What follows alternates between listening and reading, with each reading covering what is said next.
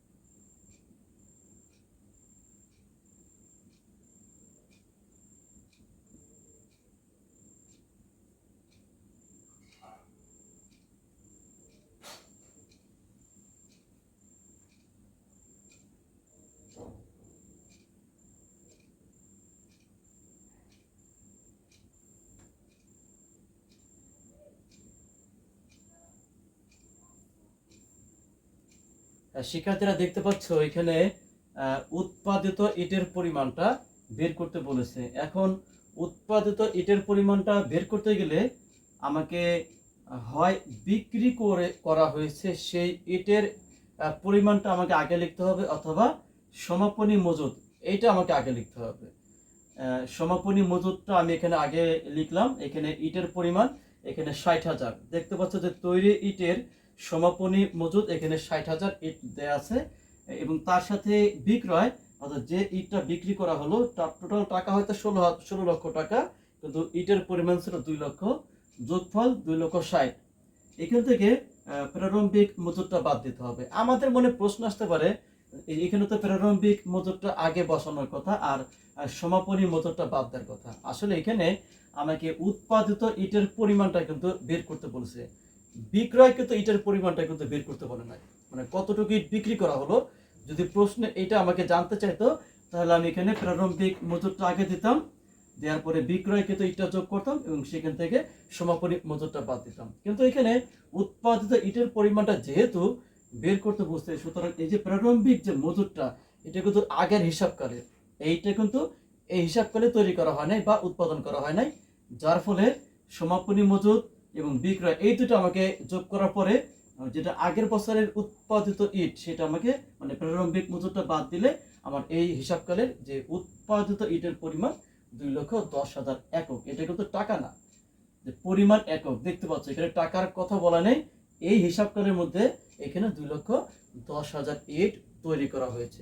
আশা করি তোমরা ক নম্বরটি বুঝতে পেরেছ।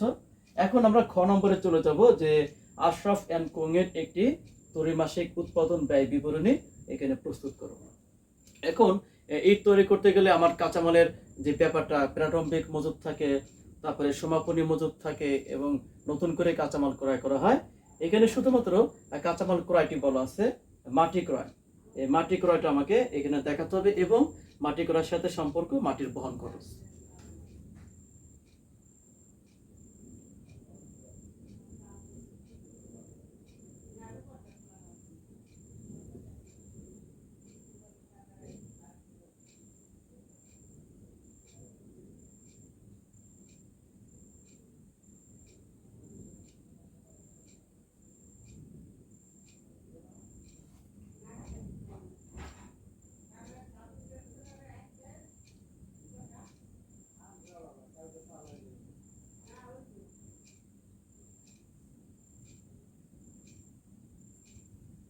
শিক্ষার্থীরা দেখতে পাচ্ছ এখানে মাটি ক্রয় 1,60,000 টাকা এবং মাটি ক্রয়ের সাথে বহন খরচ জড়িত 3,00,000 টাকা, যোগফল এখানে আসে 4,60,000 টাকা। এই 4,60,000 টাকা হলো কাঁচামালের খরচ, মানে মাটি খরচ আর কি, যেটা বলা যায়।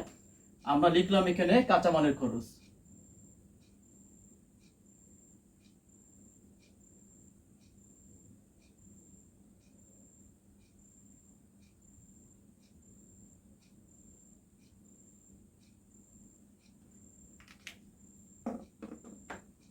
এখন আমাকে দ্বিতীয় ধাপে মুখ্য ব্যয়টা বের করতে হবে। মুখ্য ব্যয় বের করতে গেলে এখানে আসবে শ্রমিকের মজুরি 1,40,000 টাকা এবং জ্বালানি খরচ। এই ইট উৎপাদনের ক্ষেত্রে জ্বালানি খরচকে আমাকে অন্যান্য মুখ্য ব্যয় হিসেবে অন্তর্ভুক্ত করতে হবে। তাহলে জ্বালানি খরচ 2 লক্ষ টাকা এবং শ্রমিকের মজুরি 1,40,000 টাকা।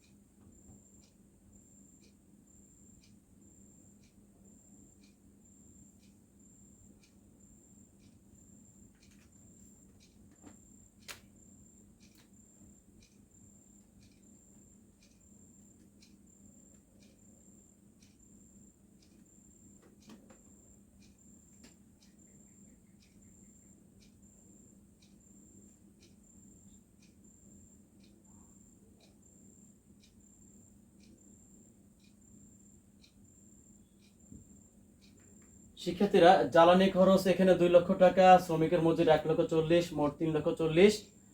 কাঁচামাল খরচের সাথে এই টাকাটি যোগ করার পরে আমার মুখ্য ব্যয় বের হলো এখানে 8 লক্ষ টাকা। এখন উৎপাদন ব্যয়টা করতে গেলে আমাকে কারখানা উপরি ব্যয়টা এখানে যোগ করতে হবে।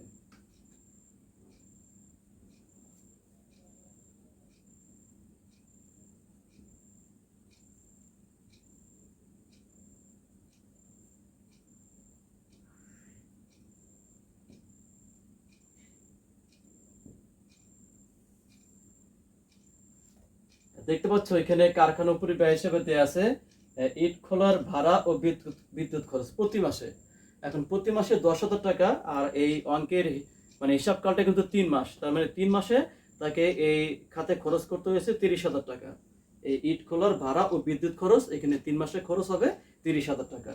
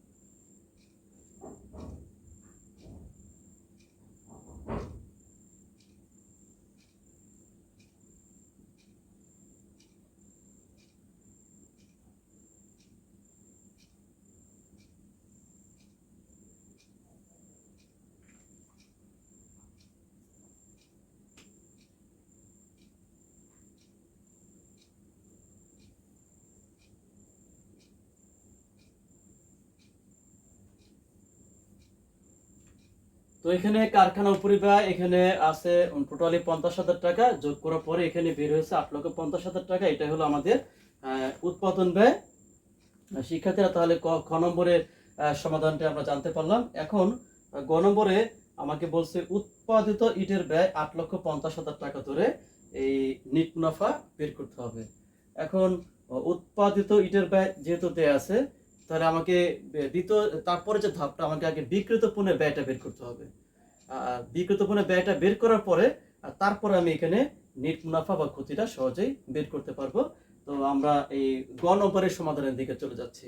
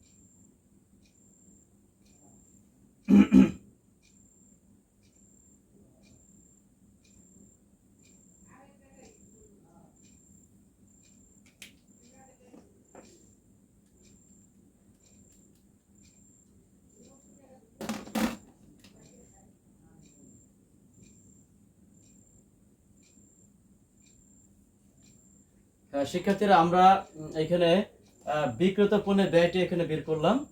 এখানে বিক্রেত পণ্যের ব্যয়টি বের করতে গেলে তৈরি ইটের এখানে প্রারম্ভিক মজুত 2,50,000 টাকা, তার সাথে উৎপাদিত ইটের ব্যয় 8,50,000 টাকা, এটা যোগ করলে এখানে আসছে 11 লক্ষ টাকা। 11 লক্ষ টাকা থেকে তো সব ইট কিন্তু বিক্রি করতে পারে নাই, সমাপনী মজুত ছিল, তো সেটা বাদ দিতে হবে। তো তৈরি ইটের সমাপনী মজুত এখানে 2,43,000 টাকা বাদ দেওয়ার পরে এখানে টোটালি 8,57,000 টাকা হলো আমার বিক্রেত পণ্যের ব্যয়।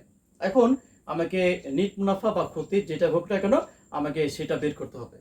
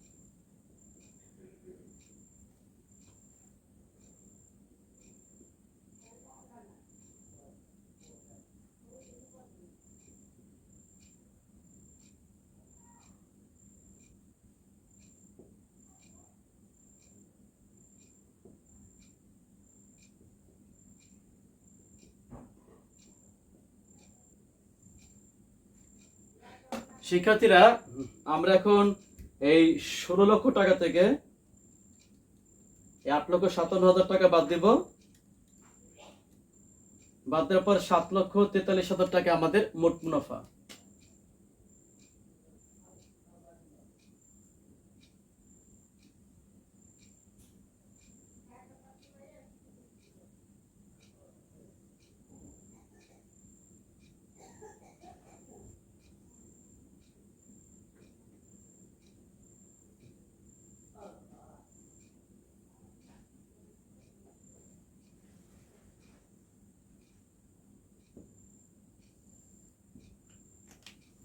এখন আমাদের এখান থেকে পরিচালন ব্যয় বাদ দিতে হবে, অর্থাৎ অফিস উপরি ব্যয় এবং বিক্রয় উপরি ব্যয়গুলো বাদ দিতে হবে। সেখানে আছে অফিসের ভাড়া প্রতি মাসে 12,000 টাকা, তার মানে এখানে 3 মাসে 36,000 টাকা।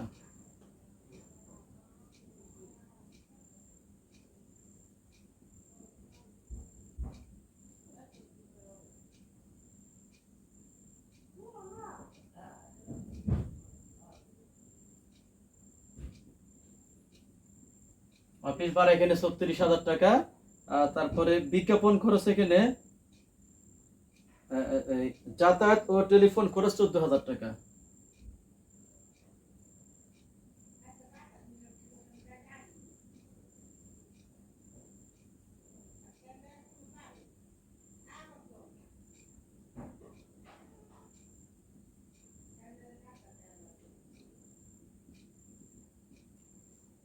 তারপরে বিজ্ঞাপন খরচ এখানে 40,000 টাকা।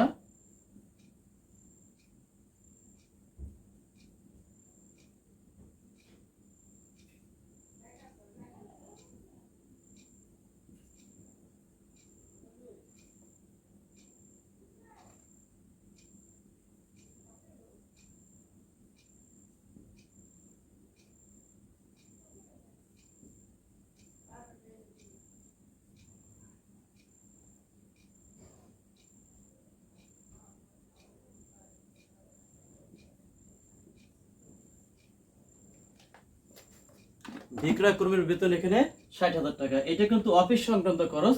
আর যাতায়াত ও টেলিফোন এই দুইটা কিন্তু অফিস সংক্রান্ত খরচ, অর্থাৎ অফিস পরিব্যয়ের মধ্যে আসবে। আর বিজ্ঞাপন আর বিক্রয় কর্মীর বেতন কিন্তু বিক্রয় পরিব্যয়। এখন এই দুইটা খরচকে যদি আমি আলাদা করি, আইডেন্টিফাই করার জন্য লিখলাম অফিস পরিব্যয়, আর তারপর অফিস ভাড়া, যাতায়াত ও টেলিফোন বিলটা দিয়ে দিলাম, আবার লিখলাম বিক্রয় পরিব্যয়, তখন বিজ্ঞাপন খরচ বা বিক্রয় কর্মী বেতন এটা দিতে পারি। দিলে কি হবে, আমাদের অঙ্কের জায়গাটা আর বেশি প্রয়োজন হবে, এটা দেওয়ার কোনো প্রয়োজন নাই। তো আমরা এখানে 36,000 যোগ 14,000 যোগ 40,000 যোগ 60,000 যোগ করলে আসে 1,50,000 টাকা।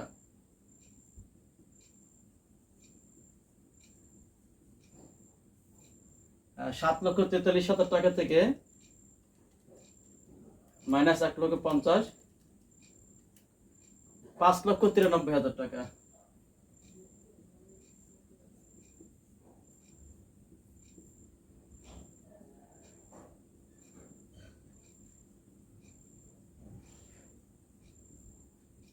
শিক্ষার্থীরা এখানে নিট মুনাফা বের করতে বলেছিল, আমাদের নিট মুনাফাটি এখানে বের হয়েছে।